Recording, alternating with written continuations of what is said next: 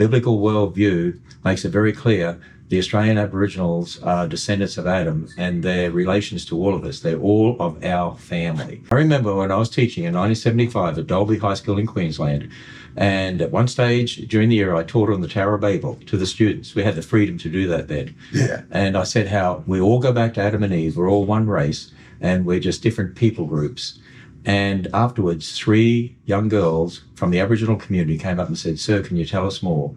And I realised Charles Darwin taught in his book, The Descent of Man, that the Australian Aborigines were the missing links in evolutionary history, and that they were closer to the apes and therefore lower on the mental scale and so on. And in Australia's history, there were scientists who sent people to Australia with instructions on how to kill the Aboriginal people, skin them and boil up their skulls for specimens for museums. But you know what? A biblical worldview makes it very clear the Australian Aboriginals are descendants of Adam, and their relations to all of us, they're all of our family.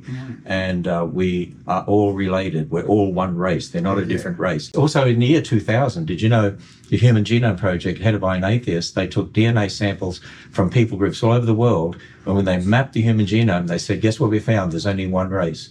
Wow. We're all one race. And so the Australian Aboriginal people, hey, they're our family, just like us. And so we're all related to each other, which is why we're all sinners and we're all in need of the gospel.